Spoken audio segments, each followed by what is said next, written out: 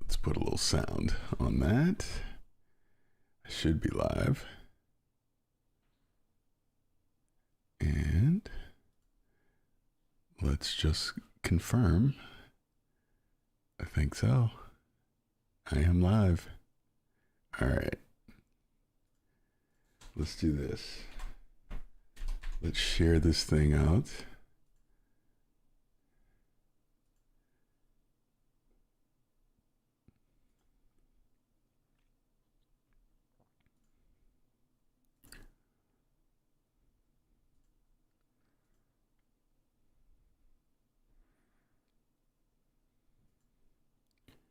Let's go to the channel.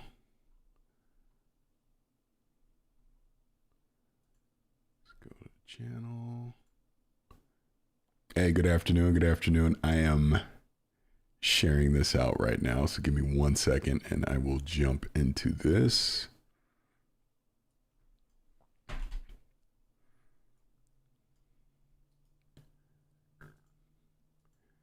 we go. Let's post that and let's post this. Okay. And all right. All right, we should be straight now. Check one other thing here.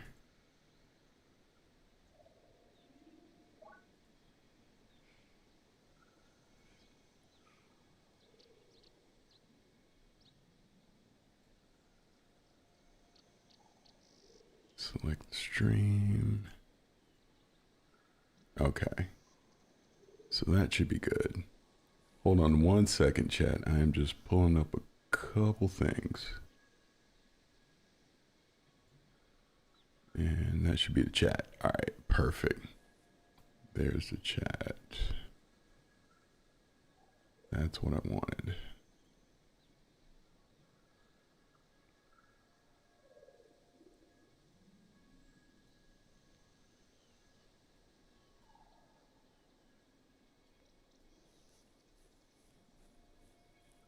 Apologies for not being a professional streamer. I'm trying.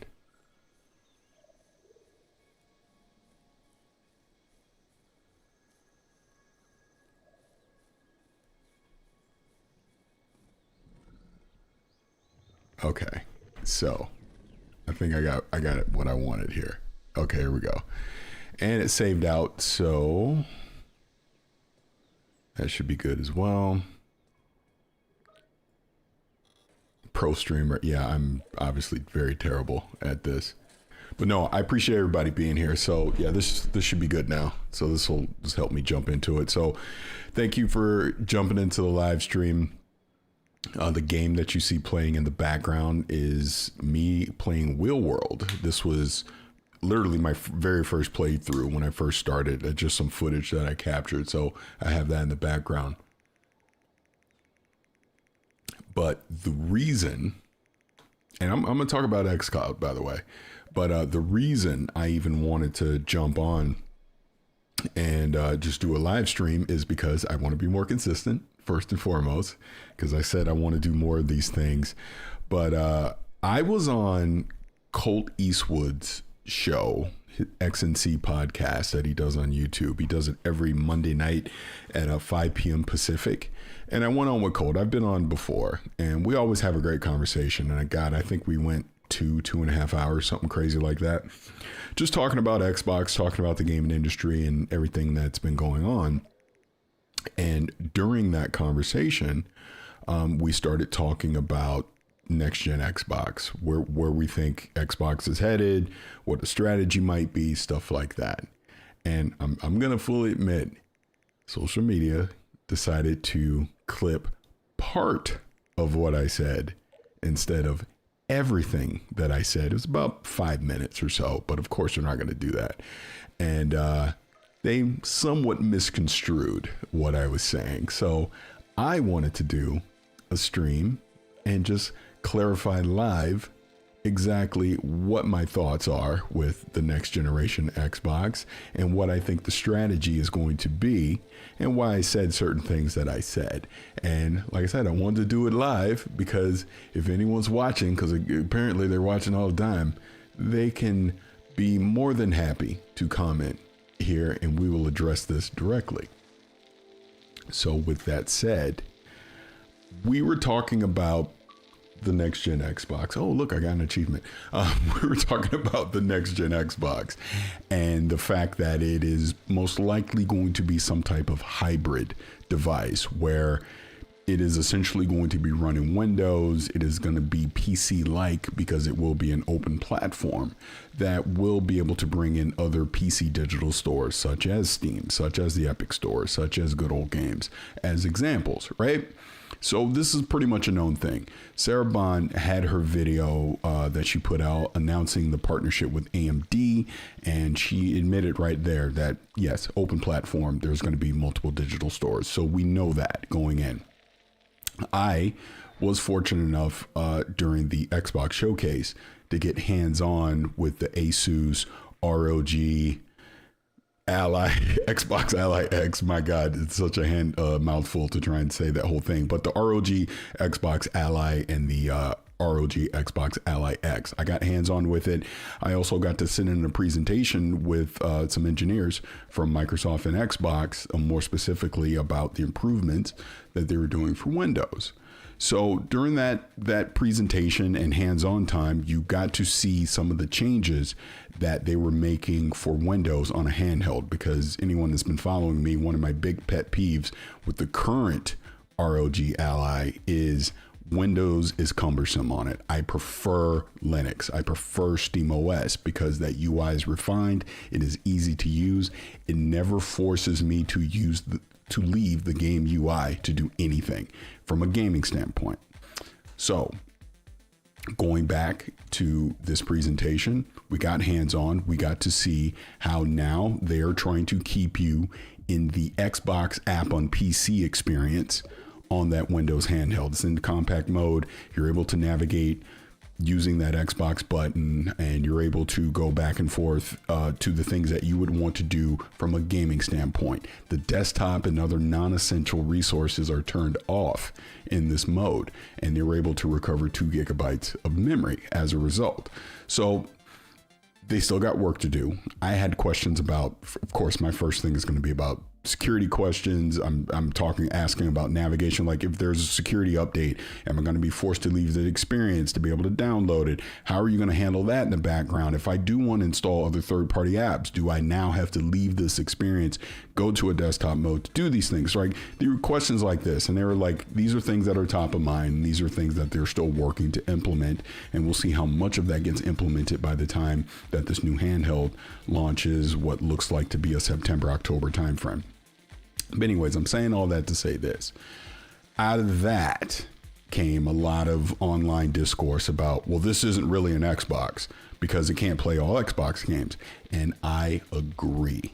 And I have from the start. It is a Windows 11 PC handheld. And as we know, Xbox already has the Xbox app on PC. So any game that is Xbox app PC enabled, play anywhere enabled, for lack of a better term, you're able to play on a Windows PC. And my screen just went blank. Okay, I guess we're back. And you're able to play that on a PC or on a PC handheld. Now, there are Xbox games that are not playable currently on Windows 11 and a PC. You can only play them in a console experience, and a lot of these are clearly your backwards compat games, ones that are from the Xbox One and the 360 era, as an example, and obviously even some Series X and Series S games as well, are not translating over to the PC to be playable. Just be clear about that. So when that handheld launches later this year, you will not have access to all of your Xbox games. This is a known. So with that said, we then went to the Sarah Bond video talking about the AMD partnership. And then we also had AMD put out a similar video as well, talking about the partnership, you know, custom chips, things like that. Couple that with everything that we have heard about this Xbox, this next generation Xbox being some type of hybrid.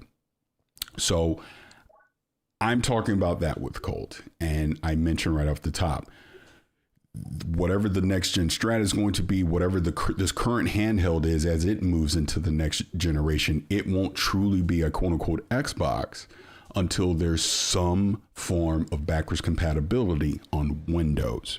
So I don't know what it's going to look like. I don't know if it's some kind of emulation. There's going to be licensing issues with third party, but just from a first party standpoint, I do believe your legacy digital library Xbox games will be playable on Windows in some form or fashion. And when that day comes, now we can start looking at Windows as being damn near a true Xbox, because we know moving forward, all your first party Xbox games are going to be playable on there, right? Play anywhere, all that. Third party ones as well, because like obviously if this console is doing some layer of basically just running Windows, then even your moving forward third party games are going to be playable on that.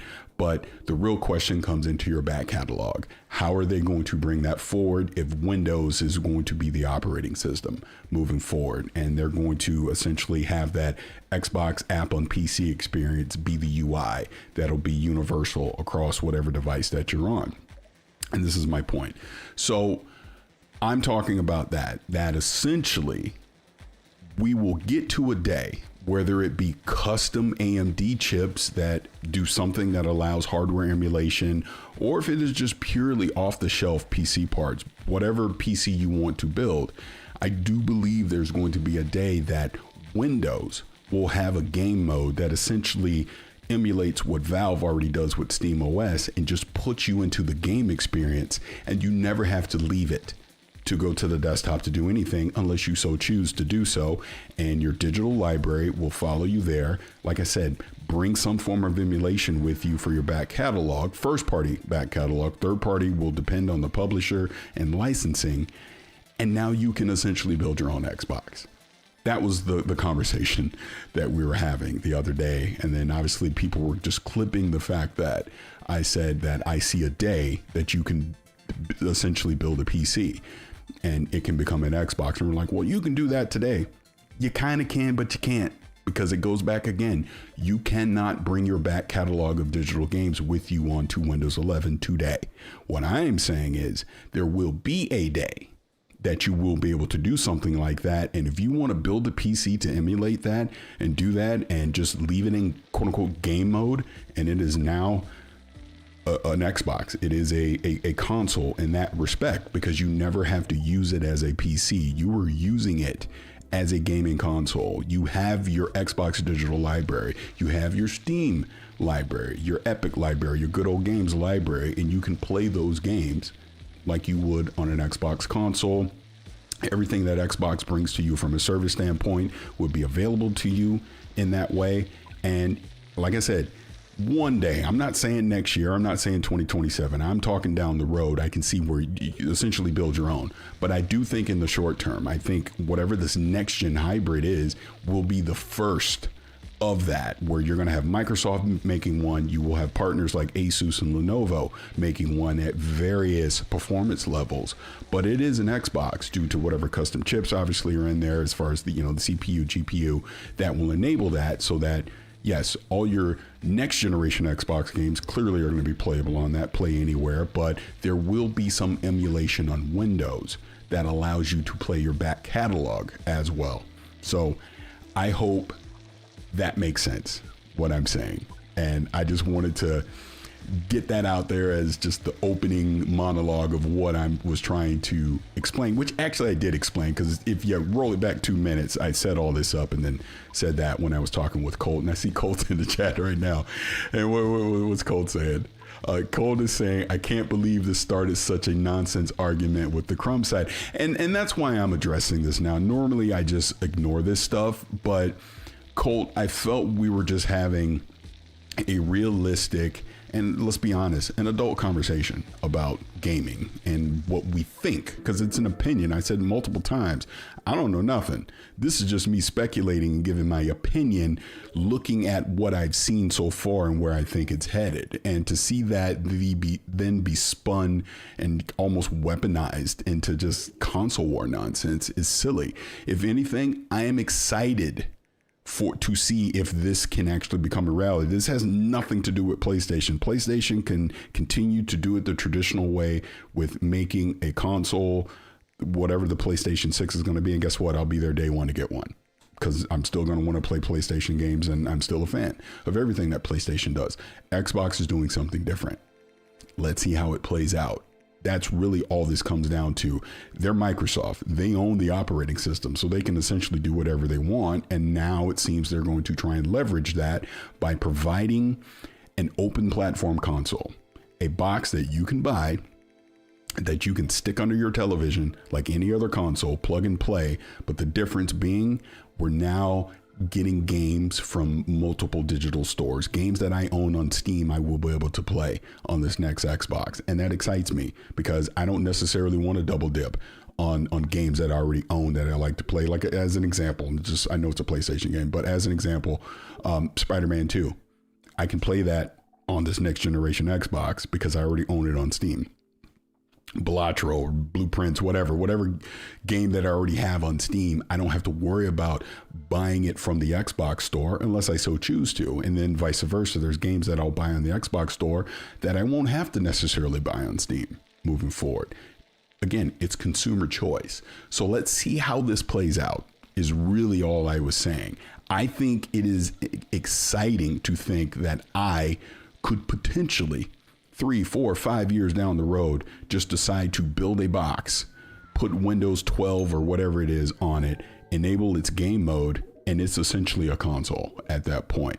There's nothing ridiculous about that. There's nothing silly about that, because yes, today you can do some of those things. But as I will say again, you cannot bring your legacy Xbox library with you on PC. And that's what I'm saying, is that's the final piece to the "this is an Xbox," campaign that they're doing, is when I can now bring my Xbox 360, my Xbox One digital games, and hell, even the original Xbox One Xbox games that are on digital with me onto Windows. The day I can do that, then yeah, you can essentially build a PC and call it an Xbox, because it can do everything that your Xbox sitting under your console Xbox sitting on your television can do on PC, except for potentially third-party games. I want to be clear on that, because there will be licensing with that. But your first-party Xbox games, I think that experience will come with you moving forward into the next generation, whether you buy a custom box or whether you build your own. I think there's a day that happens. And as a nerd, a geek, a customer, whatever you want to call me, that excites me that there's the potential of that happening. So, all right, I've just been rambling and talking for long, and I saw Colton here, but again, I see everyone here in the chat. Thank you so much for hanging out, and I hope what I said makes sense, because that's honestly all I was trying to do with this live stream, because I talk a lot. I'm on a lot of different shows. I say a lot of different things. So, whenever I have a chance to kind of clarify something that I said, when you see it in a couple minute, clip online versus actually watching the long form conversation, I don't mind doing that. You know what I mean? Especially since this is my channel, I can do whatever I want. But again, let's see. I'm just looking at the chat. What do we got here? Oh, SF, he's saying him or her, what game is this? This is Real World. This is actually just my opening playthrough of Real World. I just captured some footage just so I'd have something up on the screen while I'm talking. But Colt and I were actually talking about this on his show as well. Great game. It's on Xbox. It's on Game Pass. You can obviously play it on Steam and it's on PlayStation too, I believe. And it's a great game. It's fun. You get into bike races. You get to upgrade. Cute little story. You get to upgrade your bike and do all this fun stuff. As you're seeing now, this is a part you can get to upgrade as well. And Danny Passion with a $2 super chat. Thank you so much for that. I do appreciate it. Paris can talk. See, I am not the only one. Wait, what does that mean? Paris can talk. See, I'm not the only one. Oh, if you're just saying I could talk a lot. Yeah, I can talk a lot. Hey, I've been podcasting a very long time. So yeah, I can definitely talk a lot about a lot of different things, and sometimes I start rambling, so reel me in when you can. And what is SF saying here? I love Game Pass, but they got to update the streaming quality and have games on Series X profiles, not S. No, 100% agree. And I'm glad you said that, because Colton and I talked about this a little bit too. But whatever next gen strategy is, that has to also include cloud gaming. I mean, XCloud, whatever it's called right now, is okay. But to your point, you're essentially playing Series S games in the cloud. I use GeForce Now a lot, and full disclosure, I'm a GeForce Now partner. And it is just a vastly superior experience. You're playing games in 4K with ray tracing, 100 plus frames per second. I mean, you're essentially got 4,000 series GPUs in the cloud. I mean, yeah, you got to pay for the membership. And yes, you can play some of the Xbox PC games through there as well. And you can play them in a way better quality than you can through XCloud. So that has to be a part of the next gen strategy for them, is updating XCloud so that you can do 4K streaming, so that you can play at high frames, and obviously ray tracing, HDR, all these things has to be a part of that. So 100% agree with you on that one. And I think that is vital that we hear something about that as early as next year. And wait a minute, Paris, it's football. I don't know what that means. I don't know what that means, says football. Oh, it's football as if it's back. Oh, hell yeah. I can't wait. Already got tickets. So this year is the 50th anniversary for both the Tampa Bay Buccaneers and the Seattle Seahawks. So they're going to run it back, and they're going to have a game October 5th in Seattle, and they're going to wear the throwback uniforms. Already got my tickets, fourth row, 50-yard line, right behind the Bucs bench. I'm excited for that. I'm going to get the throwback gear and everything. It's going to be a fun weekend. But yeah, I love football. Can't wait. So I got another super chat here from Brandon. Thank you so much for that $5 super chat. And Brandon, you were saying, I'm really enjoying the Xbox Play Anywhere. It's great for someone who hates double dipping. P.S. Go Birds. I don't know which birds. It might be the Eagles or the Falcons or the Seahawks, but right on. Let's talk about Xbox Play Anywhere for a second, because obviously I alluded to that.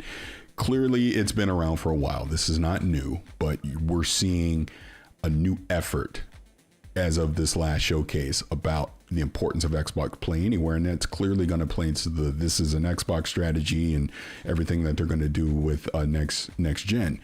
And once again, not every game is Xbox Play Anywhere, but moving forward, every first-party Xbox game is going to be Play Anywhere. And third-party games, which we are starting to see more third-party games use Xbox Play Anywhere, that's going to be case by case, depending on the publisher. Like, as an example, Take-Two with Grand Theft Auto 6, there's no way in hell they would ever do Play Anywhere, because they know people will double, triple, and quadruple dip on Grand Theft Auto 6, right? But a smaller publisher, an indie dev might have more incentive to do it, because it's an extra value to that game, where I know I can buy it once, I can play it on my Xbox, I can play it on the PC, I can stream it from the cloud and any other quote-unquote Xbox Play Anywhere enabled device. So again, as a consumer, I love Play Anywhere. It's smart, it's consumer friendly in that way, and I want to see more of it. But that will be essential to future games from Xbox, that I have the flexibility to buy the game once and play it on whatever Play Anywhere enabled device I so choose. What else do we have here? Eagles fan, what's going on, man? I think you're still in the Seattle area. Yeah, when I'm up there, man, I definitely have to link up with you, because I'll be up there for a few days if you're still in the area. But congrats to everything that's been going on with you. And you are saying, get the PC-like console less than $1,000. Get the PC-like console less than $1,000. That's great for the consumer. Yeah, price is going to be honestly the big thing with this next gen stuff, because clearly that handheld is not going to be cheap. I mean, if we go by the leaks and the rumors, it seems like, and we'll find out here at Gamescom, the Xbox Ally is going to be $599, and then the Ally X will be $899. I mean, that's pricey. You get the X, put tax and all that in there, you're pretty much spending $1,000 at that point. So it'll be interesting to see what the next gen consoles are. I'm bracing for impact. I'm expecting it to be 800 plus, right? Who knows how much it gets subsidized moving forward. Again, we're thinking there's going to be partner devices as well. There'll probably be scaling price levels of that depending on the performance that you get out of them as well. So we'll see. We will see. But I'm bracing for impact for sure on that one.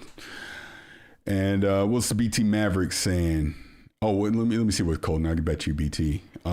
Yeah, Cody saying, appreciate you, Paris, having you on the show. Meant a lot. No, man. I mean, and I've told the story many times at this point. I was on with Gaz even more recently.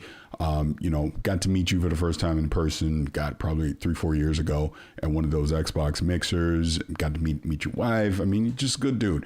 Look, you're obviously very similar to me. You dive in the mud way more than I do when it comes to online stuff, but console warring and all that. But you get a lot of crap online, and I've said many times, I don't think it's fair. I don't. I think at the end of the day, you're a fan of gaming. Clearly, you're a fan of Xbox. There's nothing wrong with that, and you're passionate about what you do. But the one thing that none of these people can take away from you is all the hard work that you've put into your YouTube channel, and look how much it's grown. And that's props to you. So people are going to say what they say online. People are going to, honestly, let's keep it real here, Colt. A lot of it's envy when it comes to that. Why is he having success and I'm not? That's why you see people take swipes and say silly stuff like that. But nobody can take your success away from you. So just keep doing what you do. Keep working hard, man. And, if anything, I appreciate you having me on. It's an honor to be on. And BT, I saw you were saying something about the Bucks jersey. Yes, I will definitely be getting the creamsicle throwbacks. I don't want a current player. I want to get like Leroy Selman or Doug Williams or something like that. But we'll see. I'll figure it out by October. And then BT, you're also saying Colton Paris combos like Kobe and Shaq. I definitely won't put myself into that category, but appreciate it. So yeah, Eagles fan, you still in Seattle? Yeah, definitely. I'll ping you. Like I said, I'll be up there for that October 5th game, but I'll be up there a couple days before the game as well. So I'll definitely ping you. I'll have my son with me as well. And Danny Passion, you were saying, Paris, I already have the Ally. I think I know where you're going. So let me read this one. I already have the Ally X, and I've seen the performance of the Z2 Extreme and haven't been impressed yet. Like 10%. Yeah, I saw ETA Prime have that MSI variant with the Z2 Extreme in it. Now, I understand the Xbox One is the Z2 Extreme with, let me do air quotes, AI in it. So I have no idea what that's going to lead to from a performance standpoint. We'll obviously see. Look, knock on wood, hopefully I get a chance to review it and I can tell you myself. But to your point, I personally don't see, and I've already said this, if you already have an Ally X, you don't need to run out day one and upgrade to it. Wait, see what the performance differences are. The only real difference you're going to see is going to be the grips, right? Which do make a difference, but they don't make that much of a difference that you need to go run out and spend $900 plus and go buy another one when you already have the Ally X. So I would say to someone like yourself, I'd wait and see what the performance looks like. Someone that does not own one, it'll probably appeal to you more. Now, I know at Gamescom, they're going to have it open to the public for hands-on. So clearly they have a lot of confidence in this. I would imagine they're probably letting people play Hollow Knight Silksong. I'll be at Gamescom. I'll be able to get hands-on with it again. So I'll be able to talk more about it in depth once I return from Gamescom. Which is like in 2 weeks, which is crazy. But yeah, we'll learn more about it. I would imagine opening night live, we're going to get the full reveal, pricing, pre-ordered. This sounds rumored. You're going to be pre-ordered it right away, but launch date, all that. I know some other people that are going to be at Gamescom that people that, do this way better than I do is from a tech spec standpoint that'll get hands on. So you can go check out their videos, when those come out. But yeah, I'll get hands on with it again at Gamescom and definitely looking forward to that. But I'll say again, if you already own one, this isn't necessarily a run out and go buy day one purchase. This is let's wait and see if the performance is worth actually going out to get one. Because the only game that I got to play back in June was Gears of War Reloaded, and it played just fine. But let's see how Cyberpunk plays on it. Again, as an example, I know it's a Z2 Extreme. Obviously, ETA Prime's already done some benchmarks on that. I don't know if the AI variant of that chip makes a difference. I mean, I think, 24 gigs of RAM or something crazy like that is in there. So we'll see. We'll see, obviously, here in the next couple months, leading up to launch. And I see BT is saying the Z2 Extreme is waiting for driver. Yeah, driver updates are going to play a part into this as well. Not to mention, like I said before, the fact that what Xbox is doing with the new Asus One is they're turning off resources and they're getting more memory back. can these games utilize that, or will that require devs to go back and, you know, do some changes or whatever, because now the handheld has access to more memory. So again, this is why I'm saying if you already own the Ally X, you're better off to just wait and see. Yes, Web Dave, thank you so much. I suck at live streaming and all this stuff because I don't know all the cool protocols. But yes, hit the like button, like, subscribe, do all those things. Help a brother out, because I'm trying to be like Colt. I'm trying to get to 100K one day, far in the future. Nah, but I have fun with this YouTube channel. Again, it's just my channel, so I can essentially just do whatever I want on here. So when I feel like live streaming, I do. I want to get more consistent with it, like I've said before, which is why I'm streaming now. The next few weeks are going to be pretty busy because I'm at some event stuff next week, and then the week after that, I mean, I'm essentially gone for 10 days. I'll be at Gamescom, so it really probably, once we get into September timeframe, I can probably be more consistent with a schedule. I'll obviously have, you know, on-demand content I'll upload to the channel or whatever, you know, in the interim. But you know, trying to see where we can go. You know, continue to do stuff with Kind of Funny, continue to do stuff with Gamertag Radio as well. But this is my channel, and it's fun to be able to just do stuff on your own. I mean, I've even put out a little mini video. I'm getting really close to just ditching Adobe Premiere altogether and saving money, and just using DaVinci Resolve full time for video editing. The last few things that I put out, that's what I've used, is DaVinci, and I mean, it's been fine. I mean, I essentially just sat down and watched like this 4-hour video that somebody put out, and just taught myself all the different quirks that DaVinci has compared to Adobe Premiere, and just jumping in and start doing it. Matter of fact, the laptop that I'm going to take with me to Gamescom, I put DaVinci on it, so if I can edit some stuff on the plane, or obviously when I'm in a hotel, I'll do that. But I would definitely by the end of the year, but hell, probably even sooner than that, I'm just going to stop using Adobe altogether, because I mean, I'm lucky enough that I'm using my daughter's student discount, so I'm paying $20 a month. But why am I even doing that? I'd rather just pay, because right now I'm using the free version of DaVinci, but yeah, I'll pay the $300 one time and just have DaVinci and don't have to worry about it anymore. So we'll see.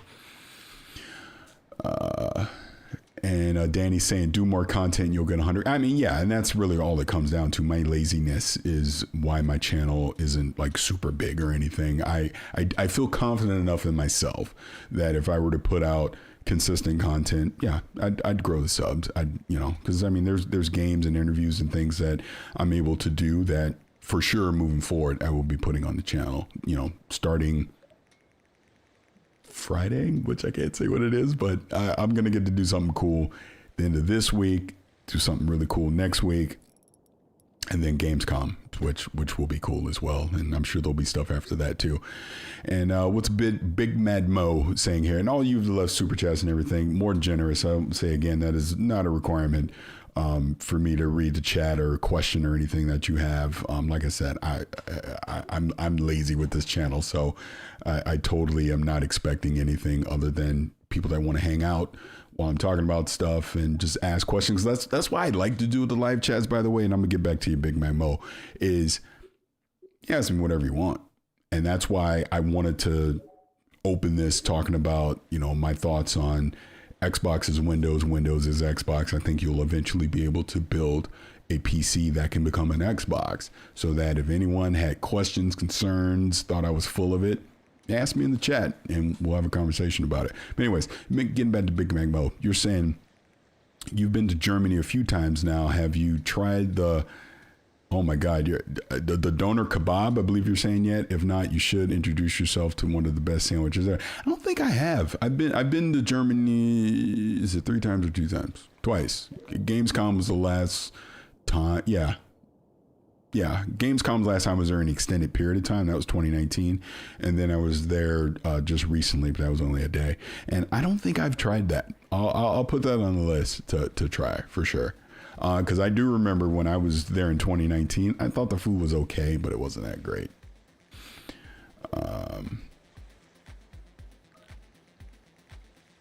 Oh, okay. Randy's talking about something else. I started reading the chat and I'm not talking. Wait, Music 72, 26K subs, channel not big, LOL. I don't know if you're being sarcastic, Music. I get I have a lot of subs or you know, compared to most. I get I have a lot of subs, but I mean, if I really want to grow the channel and, you know, have a huge impact of the stuff that I talk about, then I got to be more consistent with content. I mean, it's as simple as that. And Eagles fan, Battlefield 6, yes, early access starts tomorrow. All the codes that I've had, I've now given out. But I know if you don't have a code already, tomorrow, if you go watch, you know, one of the big streamers that'll be on right away playing Battlefield 6, you'll be able to get a code just by watching. And then if you aren't able to get an early access code, the open beta starts on August 9th. And I think people are going to be pretty happy with it when they get their hands on it. So I look forward to hearing what more people have to say about it. But yeah, I love what I got to play last week at the event. And Oscar with a $5 super chat. Thank you so much for that. Very generous review. What's up, Paris?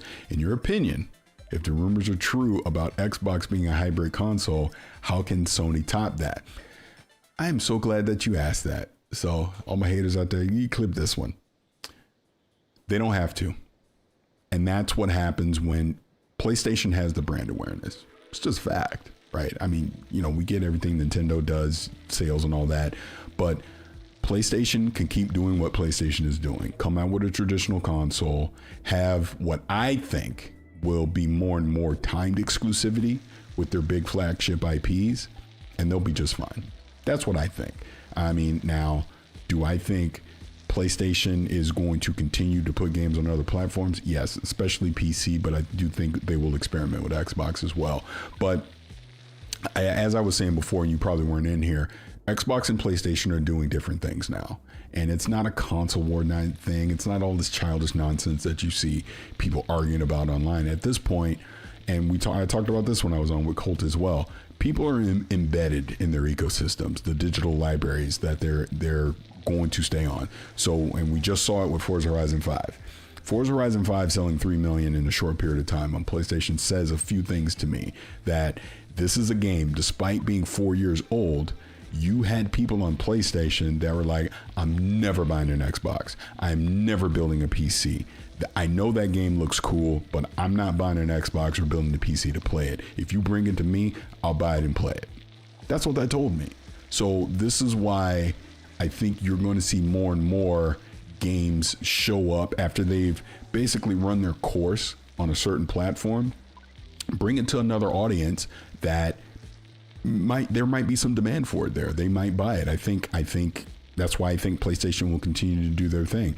They will never put their single player games day and day on Xbox. I don't see that. That I do not see. I think they would adopt a similar strategy to what they've already done with PC, 15 to 18 months after it's already been on PlayStation, you bring it to other platforms, and then people that didn't have FOMO and wouldn't run out and buy PS6, now they'll go buy the game. And that's ultimately what it comes down to. You're going to have people that have FOMO that, yeah, they will buy an Xbox, they will buy a PlayStation because they don't want to miss out day one. But you'll have other people who are like, I can wait. And if you don't bring it to me, then I'll just never play it because I'm invested into this ecosystem and I'm not leaving it. So I hope that answers the question. I know that was a little long-winded all over the place, but I think PlayStation will be just fine. I think what Xbox is doing, I think they're fine. I think they're going to be fine too. I think this hybrid approach can work, open platform. They're just going to put their games on all these digital stores. If you buy it directly from them, they get 100% of their profits. If you buy it from Steam, then they'll get 70% of the profits, and whatever deals that they make across other digital stores, PlayStation, who knows what the cut is on that. So they're willing to take a little bit of a loss to reach more people, if that makes sense, as far as their games go. But people that are dedicated to Xbox, just to flip this, they're buying an Xbox. They're not buying a PlayStation. They're not buying a PC or building one. They're going to buy an Xbox and they're going to play their Xbox games and any other games that comes to the Xbox platform and to the Xbox digital store. They're going to take advantage of Game Pass and all the perks that come with that and play anywhere and all that. And all of that is fine. I think that's ultimately the thing that I really wish, especially in social media. Social media is a dumpster fire, but I wish social media could mature to the point where let people enjoy what they want to enjoy ultimately. That's all it comes down to. If you love Xbox, go love some Xbox. If you love some PlayStation, go love some PlayStation. If you love the Vectrex, damn it, dust it off and plug it in and play Minesweeper, Mindstorm, whatever the hell it was called back in the day. And just love whatever you want to go play. And stop worrying about what other people like. That's really all it comes down to.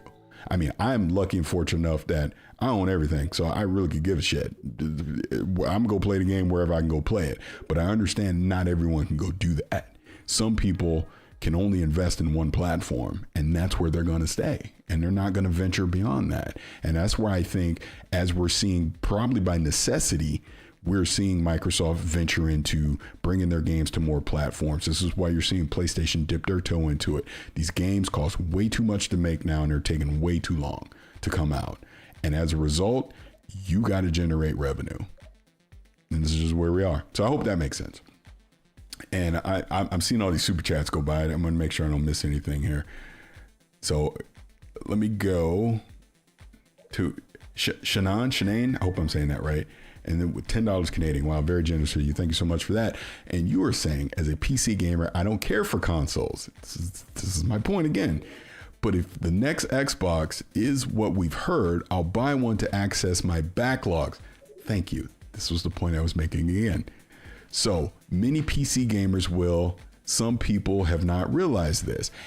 And that was all I was saying in that clip that people were talking about, that eventually, if they bring if I'm able to get my back catalog of Xbox games onto Windows, you will see people take advantage of that.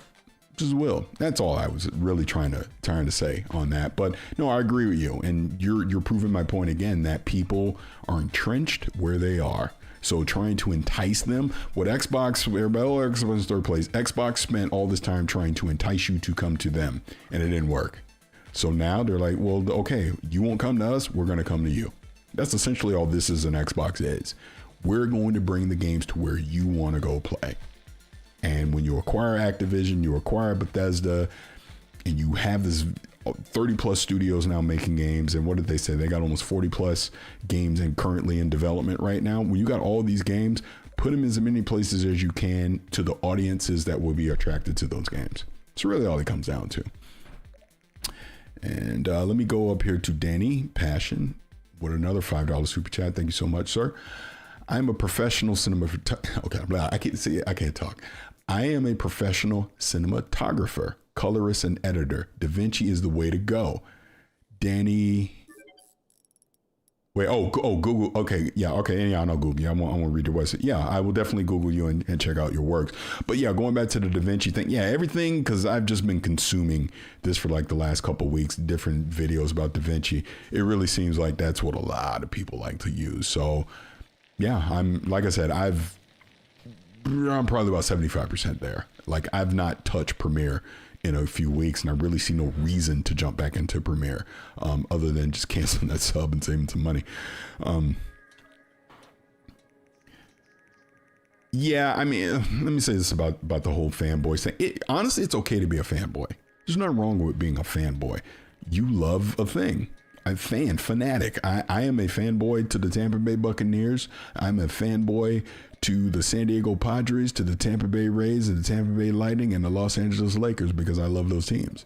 So in that way, I'm a fanboy when it comes to that, and that's fine. But I would never tell someone to not be a fan of the Raiders or the Clippers or the Dodgers or whatever, right? It's silly. So it's like, when you think of it that way and you equate it to games, why do you give a shit if somebody likes PlayStation?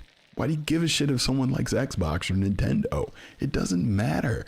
It doesn't affect you as a customer. That's what I'll never get over with that stuff. And I get drug into this stuff sometimes because I try to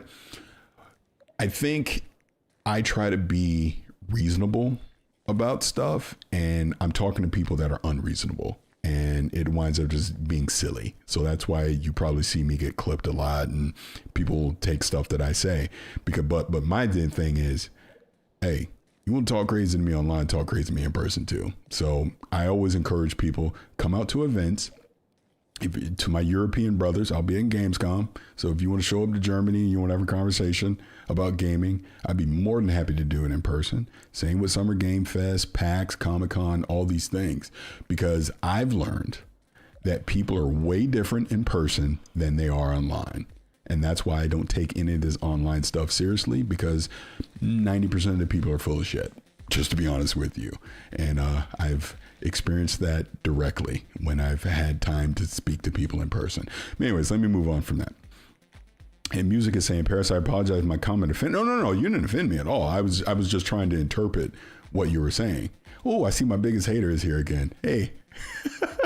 What do we have here? Eagles fan. No, Music. No, you didn't offend me at all. I was just trying to understand the context of what you were saying. So if I came off like it seemed like I was offended, I didn't mean it that way. Eagles fan, again, with a $5. Thank you, brother.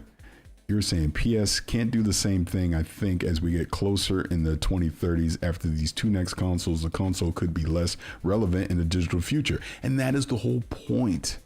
That is honestly the whole point. When people actually sit down and have a rational conversation about this stuff, and you just look at the roadmap of where the business of gaming is headed, consoles will not be as relevant. When we get to the past this next generation, consoles will not be as relevant. PCs are becoming way easier to build on your own. Obviously, you see what Xbox is doing, partner up with people. A lot of the stuff that you were able to do on a console, you can just do on a PC now. You can just emulate that stuff on PC. And clearly Xbox is pushing more and more of their stuff to just, it's just all Windows. You know what I mean? We're seeing PlayStation put their games on PC. The holdout to this, and obviously cloud gaming, GeForce Now, all of that, it's just, you don't even need a console anymore. You get Amazon Fire Stick or directly off your Samsung or LG TV. You could just stream these games at high quality. Sure, there's latency and it'll get better, but you get my point. But as we move forward, if you want a console, it's a choice. If you want a console, you go get a console, but you don't need a console, I guess is the whole point that I think you're trying to make, Eagles, and that I've been trying to say. And the outlier on this is Nintendo, because Nintendo does it differently. Their hardware is cheaper, their development costs are cheaper, and it works that they can stay exclusive. But I will continue to tell people, we are now 2 generations removed from the Wii U, which if the Switch didn't hit, Nintendo would not be Nintendo right now. They would have had to pivot and do something drastically different.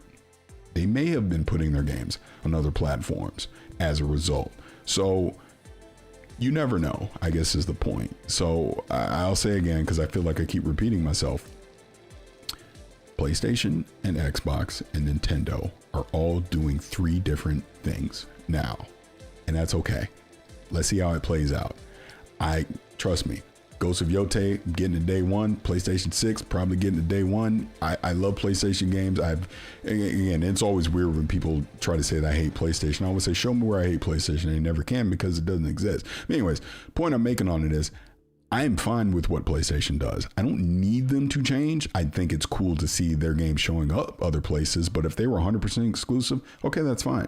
Nintendo, obviously, their games are 100% exclusive. That's fine. It works for them. Xbox pivoted and theirs are not, but I still play games on Xbox. Obviously, I play them on PC. I do all these things, and let's just see how it plays out. That's all. And let me scroll back down here. Ooh, Danny Pat, hey, you didn't have to get a $2 super chat for that one. You're saying, I got a Da Vinci key for you. I got some extras. Hey, I won't say no. I won't say no. Holla at your boy. I would definitely take one. Just look at my bio. You'll on social media, or I think even here on YouTube. You just shoot me an email. Yeah, we'll talk offline. And Wicked Woozy, I believe you're saying, it's my GTA 6 box now. I'm assuming you're talking about your PlayStation when you say that. Excuse me.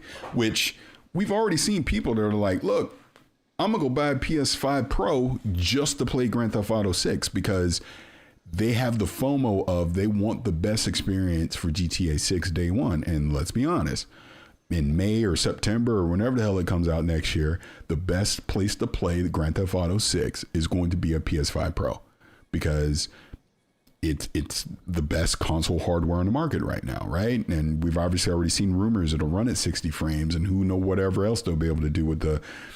I don't like what they call it, but the PSSR tech, basically the performance upscaling that'll be able to do. It goes by another name, but I don't like to say it. But yeah, I've seen multiple people saying they're going to get a PS5 Pro just to play Grand Theft Auto 6. And that's where the FOMO thing comes in again, because we know a year later, it's going to be on PC and it's going to have all the bells and whistles and do all the cool stuff. But that is a game that people are not going to wait for. They're like, oh, I'm going to wait. Nope. They're like, I want a day one, me included. Because guess where I'll be playing Grand Theft Auto 6? On the PS5 Pro. So... Yeah. That is real awesome of you, Danny. But yeah, I'm definitely committed to DaVinci, so that's very generous of you. But yeah, absolutely. Again, this is why I love the gaming community, because you see the generosity of people. How take me out of it. You see like the Patreons, like with other platforms, like obviously Kind of Funny has a big Patreon. And other people that get support like that, right? Because people just want to see their favorite content creator. They want to see them succeed. And, some people have grown big enough that it becomes their full-time job. I'm definitely not one of those people, but, yeah, it's awesome to see how generous the community is. And, I try to give back when I can as well, because I do think that's very important. That's like whenever I get a bunch of codes, stuff like that, I like to give them away. And, I'll do it in a chat or something like this, but I'll even just randomly give them away on social media as well, because I think you never know who's paying attention or watching that may not be in the live stream at the time you're giving something away. But moving on from here. And this is Bran. You're with a $5 super chat. Thank you so much for that. Very generous of you. And you're saying, I'm not happy the next generation PS is budget friendly. I held out for a power boost. GTA 6 will be delayed until the next box. So a couple things on this. Rumors are not facts. We obviously have seen some leaks. Let's see how it plays out. Honestly, with that, I get what you mean. If you just take it by the leaks and the rumors, you would expect a bigger power leap with the PS6, but we don't know. We don't know yet. Even with this next gen Xbox, we don't know yet what that's going to look like. It may be they're relying heavily on, I always screw it because I always just want to say DLSS, but the machine learning and the performance enhancing AI and all that stuff that comes with that.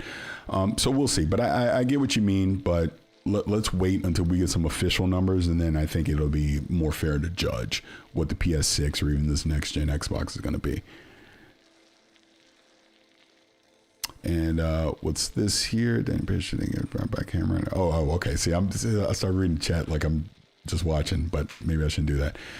And Chief Chaos not talked about much, Paris, but Helldivers 2 does not have a Sony login option, aka no cross progress. Is that true? I honestly don't know. I don't know that. I know they took the PSN requirement off of PC, right? But with Xbox, yeah, that is a very good question. Maybe one I should probably already know. I don't know, but yeah, how would that work? Because I've already been playing Helldivers 2, so if I play it on Xbox, are you telling me I can't bring that progress with me to Xbox? That would be honestly disappointing if you can't. But yeah, I should probably look into that.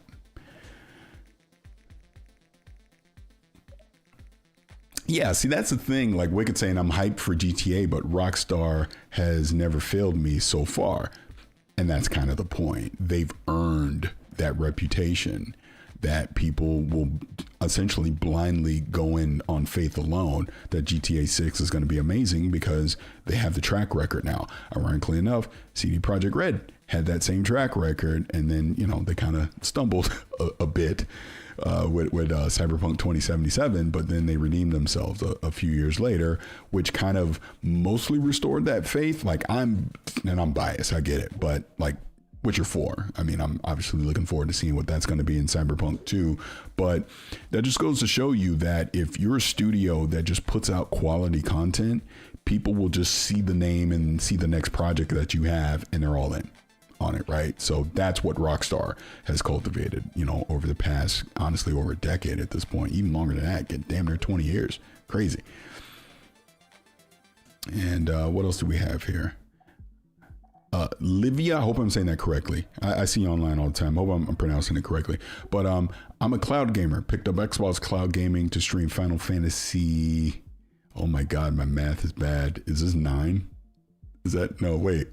That's 4. Final Fantasy 14. It's a 14. Am I saying this right? Oh my God, I'm terrible. Anyways, because they have opted in for streaming owned games and I'm having a great time, it's making me want an Xbox now.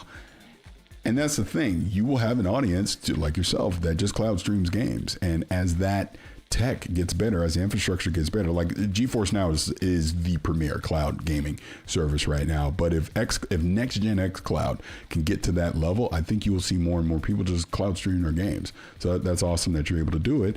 And to your point, it might even incentivize you to actually just go buy the local box as well. Oh, fuck you.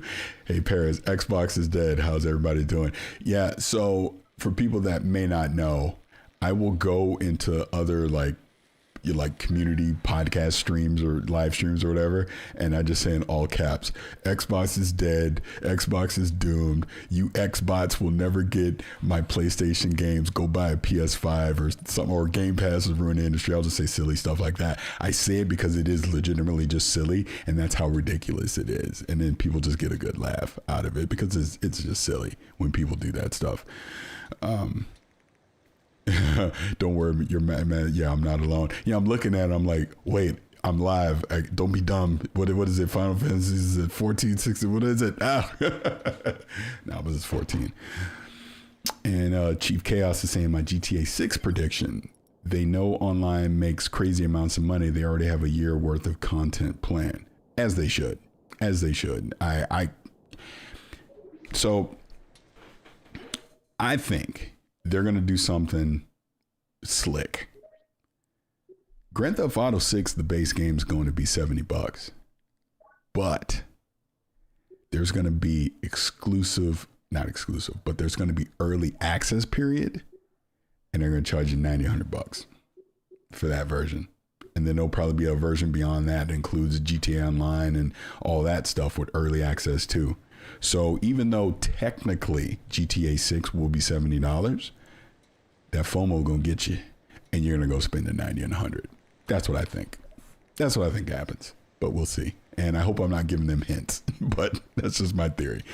And man, it's like 200 people here. That is crazy for just a random stream. That me just flapping my lips. I'm still waiting, and I'm gonna be petty for a second. I need my haters in the chat, please. I thrive off of the haters. I want to see you in the chat. I want to know what I'm doing wrong and why you don't like me and why my opinions are terrible. Please, just give me something. But anyways, Oscar Wheat with a $2. Again, very generous of you, sir. If GTA 6 is 30 frames on Pro, will that be bad? Yes, the Pro should be 60. It just should. Honestly, I hope it's just 60 across the board. I would imagine, here's what I think. I do think the Pro will be 60 with all the bells and whistles that can happen on console. I think the PS5 and the Xbox Series X will be 60 and have a performance mode. So you'll lose some of the bells and whistles to get to 60. And then obviously have a bells and whistles mode that's at 30. The S will be the interesting one. I got a feeling that one might just be 30. And that's okay because it's the S and it's not meant to be the premier thing. So, well, I mean, we'll see. And I'm just spitballing, but we'll see. And what's Drew saying here? Paris, you think Xbox will offer something like the PlayStation Portal, an affordable but ergonomically pleasing way to remote play? Maybe. I don't think it'd be a bad idea to do so. I mean, it seems like the Portal, like I use my Portal all the time, so I could see it. But, you know, I mean, how many devices does Xbox want to have out there, right? Or they're going to rely on a partner to do something like, because I mean, technically you can get the Logitech XCloud, which essentially does the same thing, which is at a reasonable price. And then obviously if you get a Steam Deck or an Ally or something, they have streaming capabilities on it. Hope I'm not losing my voice. But yeah, I would say that's a maybe. I don't think it's off the table. I think it's possible. I would imagine it's been discussed. Hell, it's probably even been prototyped at this point. You said, Paris, you seem to be too nice to have haters. I'm actually not nice. I try to be.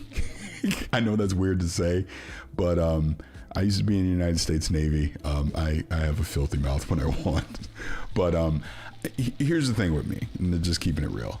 I do think I'm a nice guy, but if you poke the bear, you will get my grumpy side for sure. And I know there's been evidence of that online where people have poked the bear, and I don't instigate. Let's put it that way. But if you mess with me, I'm gonna mess with you back. That's just me. I will only allow people to say crazy stuff to me for so long before I respond. And in that vein, I typically just ignore 99% of the nonsense that I see online. But if I know you, if I've engaged with you and you poke the bear, I'm gonna say something. It's just me, because I think it's disrespectful at that point. Because again, I don't go after him. Again, the whole reason I'm even doing this live stream, partially, is the fact that someone that's just an online troll that I have spoken to privately, by the way, seems to have an issue with my opinions, because this isn't the first time. I mean, it's all it really is opinion. At no point am I saying PlayStation bad or this or that or blah, blah, blah. All I'm saying is, hey, here's what I think Xbox is going to do. And that seems to invoke issue with some people. So that's why initially, if you roll back, if you weren't here live, that's why I addressed it at the beginning and just kind of ran down why I think they're going to do what they're going to do. And then we've obviously had conversation since, but that's a social media. I get it. I think what people don't realize about me is I can dive in the mud if I need to. I'm not afraid to dive in the mud. I'm not afraid to talk to you in person. I'm not afraid to do anything. I don't want to, but if you mess with me enough, that's the conversation we'll have. I hope that makes sense. And what's Eagle fan have here? What are we saying? $2 super chat again. Thank you so much for that. I think GTA 6 is 30 frames per second. They need to buy it again. Yeah, I hope not. I hope not.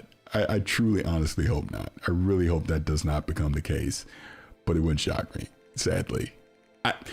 Like I said, I will be shocked if the Pro isn't 60 and there isn't a performance mode for 60 on the regular consoles. That's my thought on it. I think that just makes sense. Sure, you can play Grand Theft Auto 6 on a base PlayStation 5 or Series X at 60, but you'll lose some visual fidelity as a result. Whereas on the PS5 Pro, you can probably play it at 60 with full visual fidelity.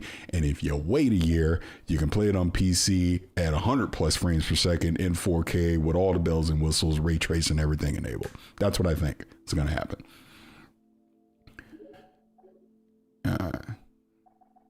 Wait a minute. Okay, so what's this here? Sheep among go. I don't know if you're talking to me.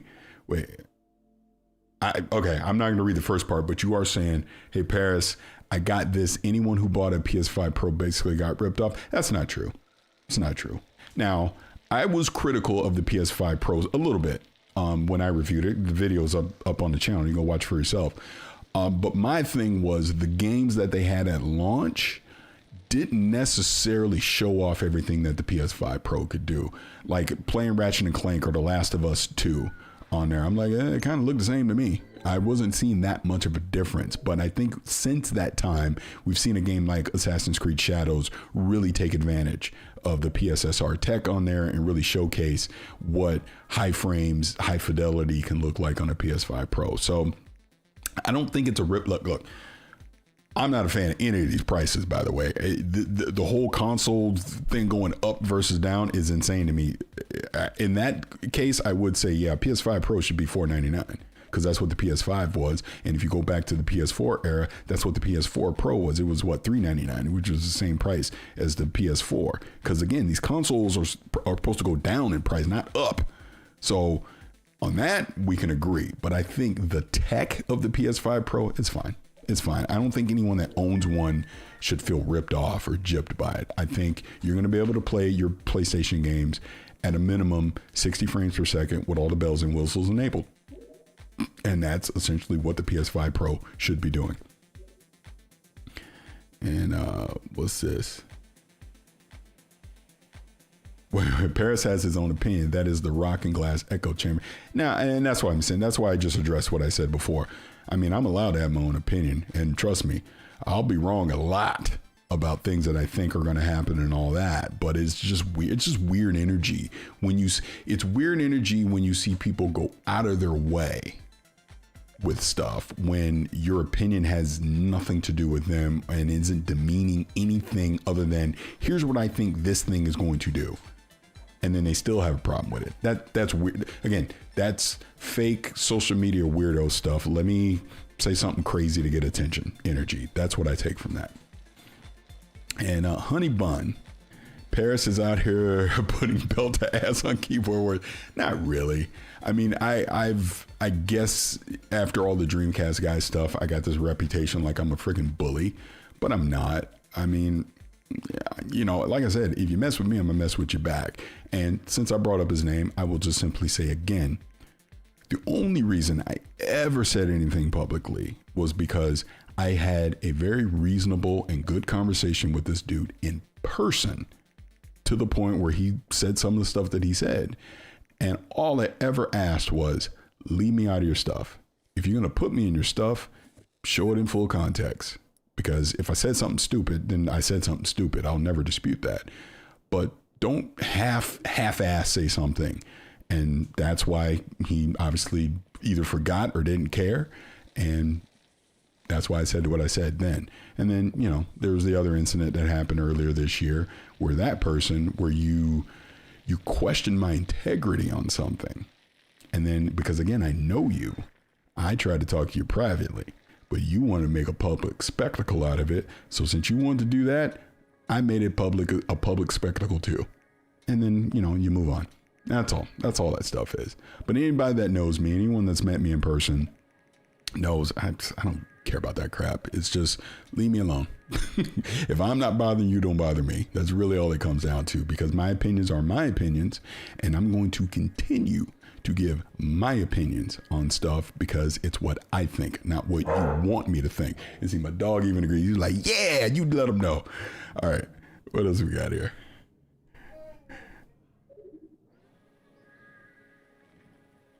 Okay.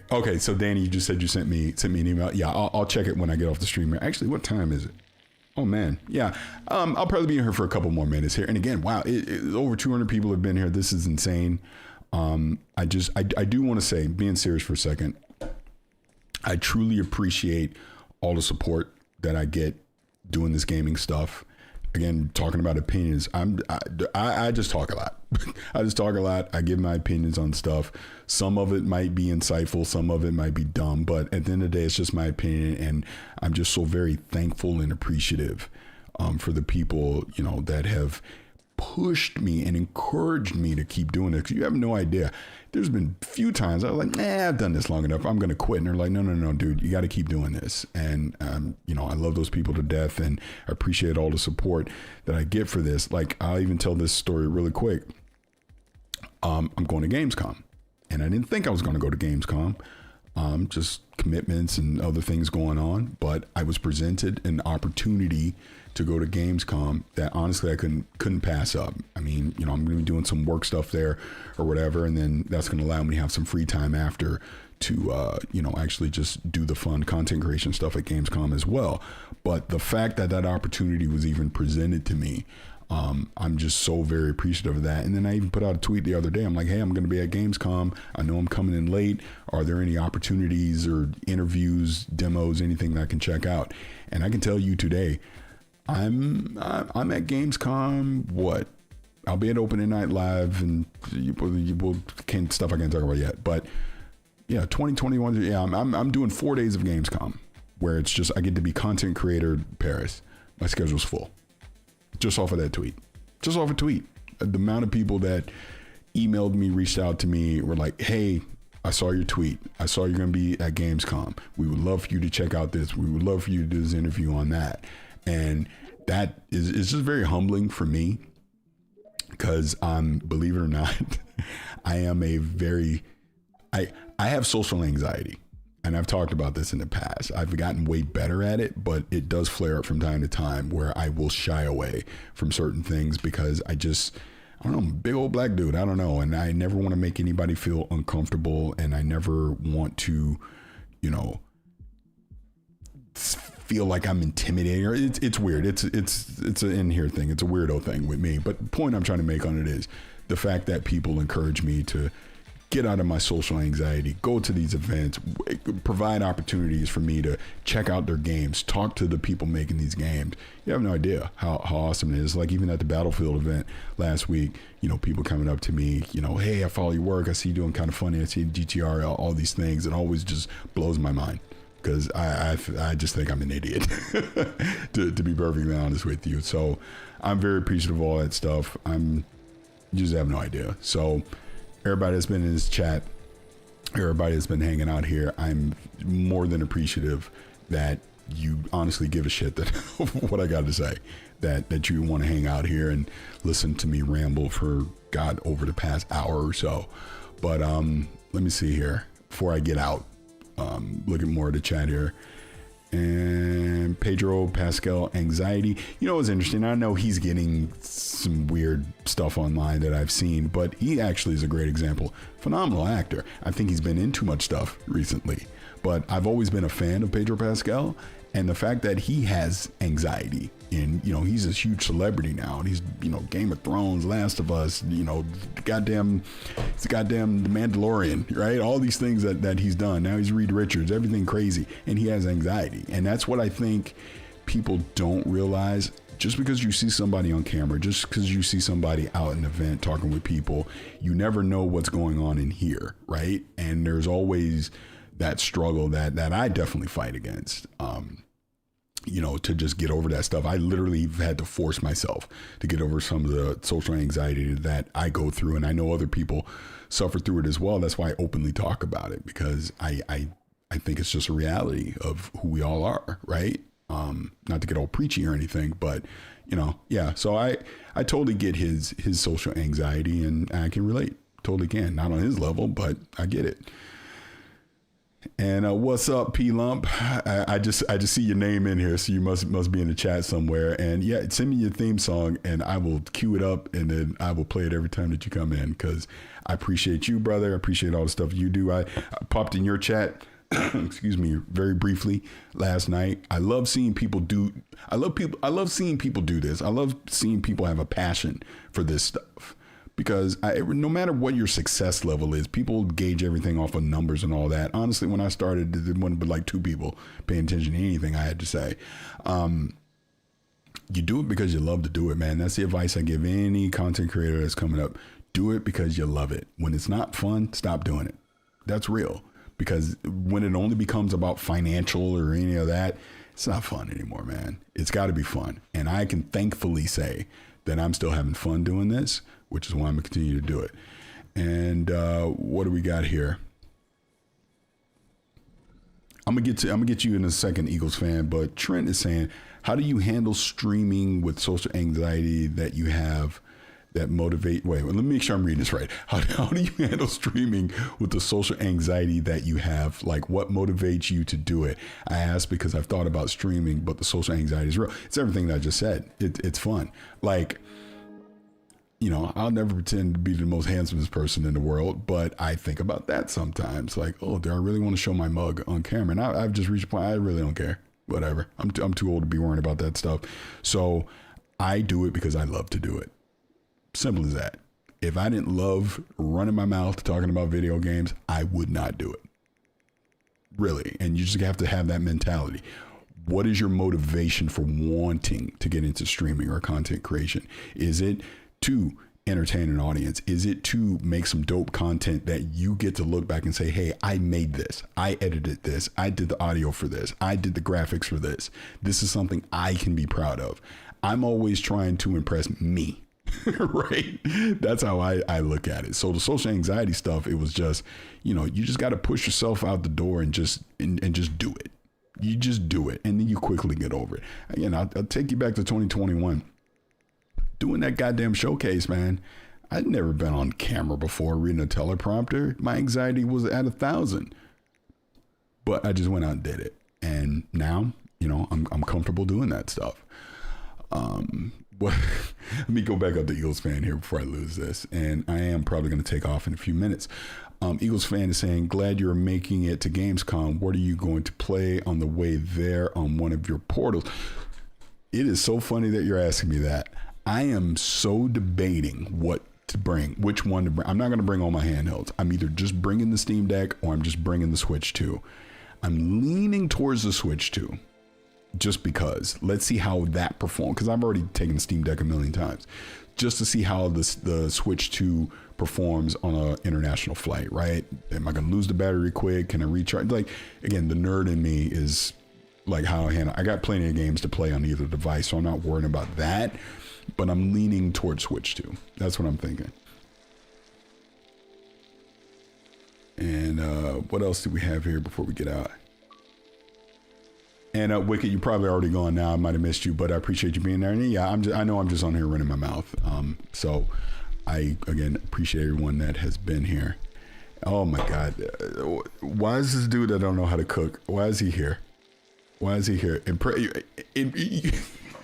was going to say something like, so the great Khalif Adams is like, impress me with some good cooking.